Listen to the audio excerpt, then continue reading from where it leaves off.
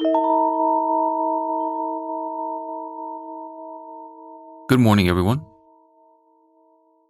I was talking to a friend today at lunch here in Tiruvannamalai, and he's someone who's been here in Tiru for many years and has been on a couple of my intensives recently. He requested that on my upcoming intensive, if I would speak a little bit about this idea of free will versus determinism. The inquiry into doership and free will and choice and all of that stuff is a very big part of my work, as some people that have worked with me know.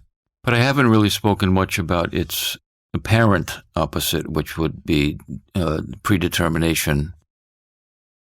You know, if there's no free will, then that must mean that there's predetermination, something along that line.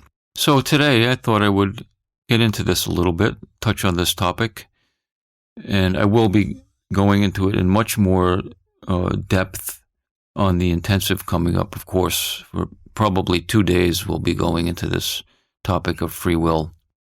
So one question that, immediately comes to mind when the idea that if there's no free will, there must be predetermination rises would be, why do we need one or the other? To come to find out that there is no free will, no chooser, no doer, no decisions, and all of that kind of thing, why does that have to then be replaced by the idea, well then, there must be predetermination if there's no free will? I would say that that's because we, and by we I mean the personal ego, but just to speak ordinary language, we have an inherent need of the security of the known, to know something. To be really in the unknown is not a place that we're accustomed to or feel necessarily comfortable in.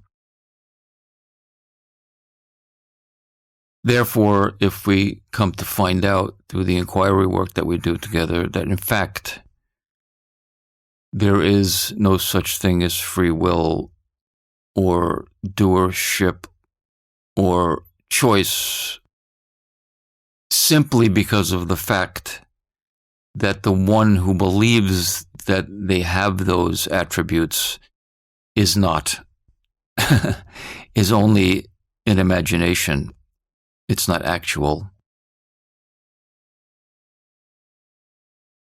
So when it's seen by you, pure knowing that the one who believes it has this agency is only an idea, and if it's clearly seen, then the whole idea of free will goes out the window, doesn't it? Because in that case, who is here to have the free will?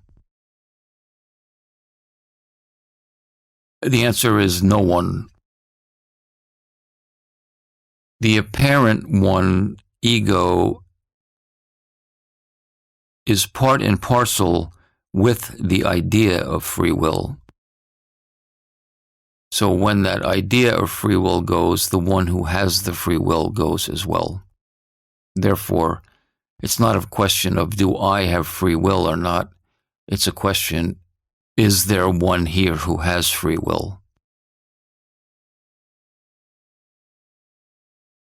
So now when this is seen,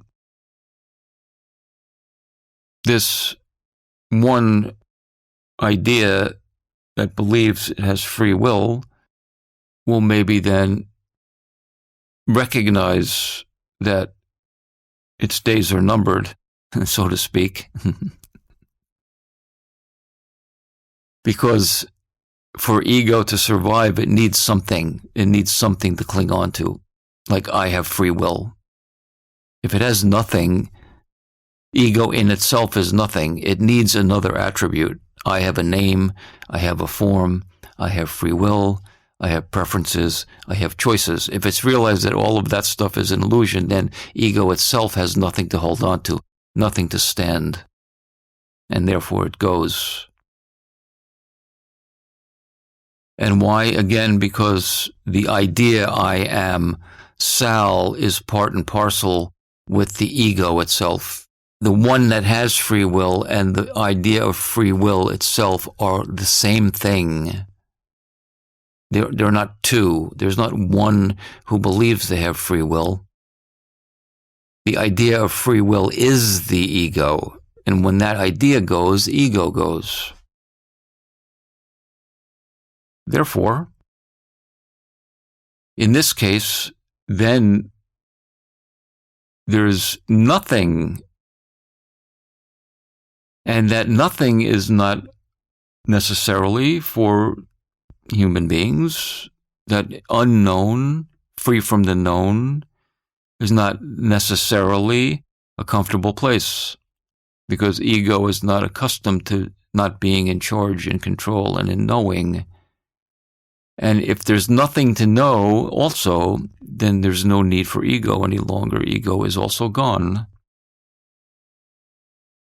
And so, ego will say, if there's no free will, that means there must be predeterminism.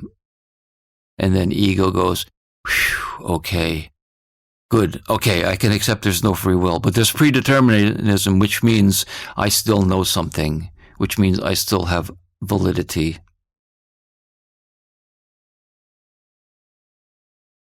So, what happens then if the idea of predetermination is also gone?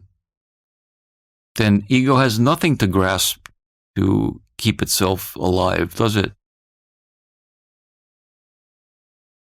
Again, ego only can survive with another thing that it grasps onto. I have free will, or there is predetermination. These things, these add-ons, is what keeps ego, supposedly, and there's not really ego anyway, but supposedly alive.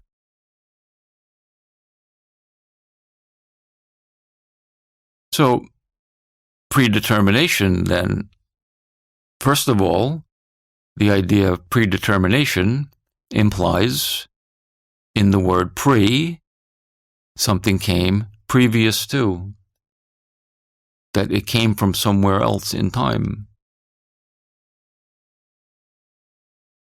But the real recognition of freedom, the real powerful and profound recognition of freedom, reveals that in fact all there is this moment now. There is nothing else. There is nothing else. Time is a mental construct.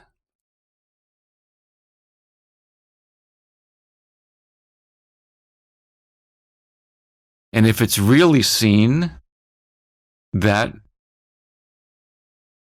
what I'm saying now,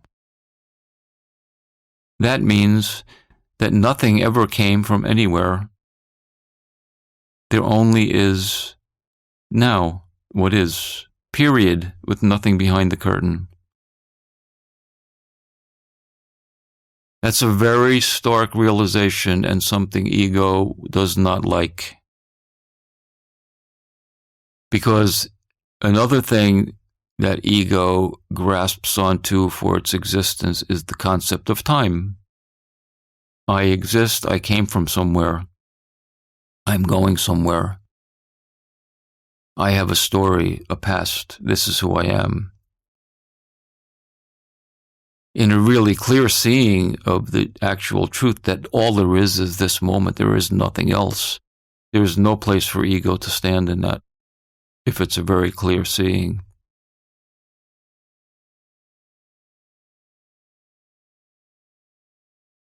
Therefore, the idea of predetermination as an alternative to free will loses its veracity.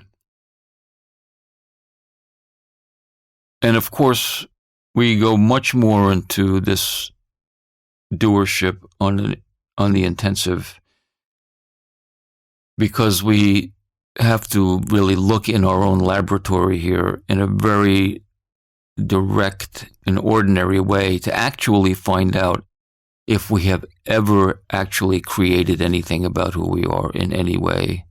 anything, once we see that in our own laboratory, then the belief in free will, in agency, and all of that, it just goes. That's it.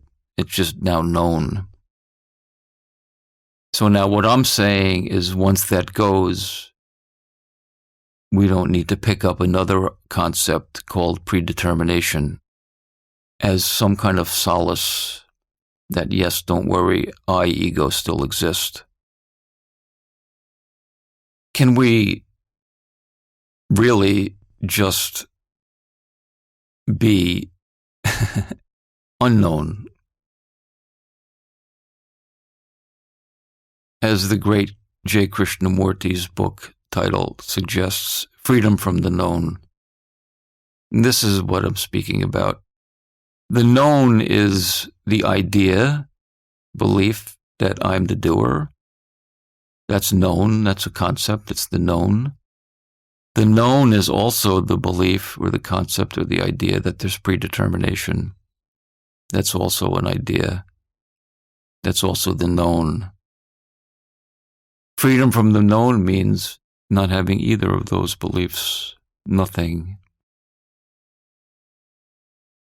Just reconciled.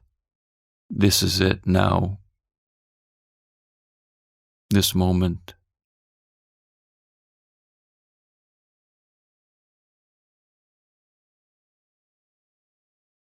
So yeah, we'll be going into this much more on my intensive.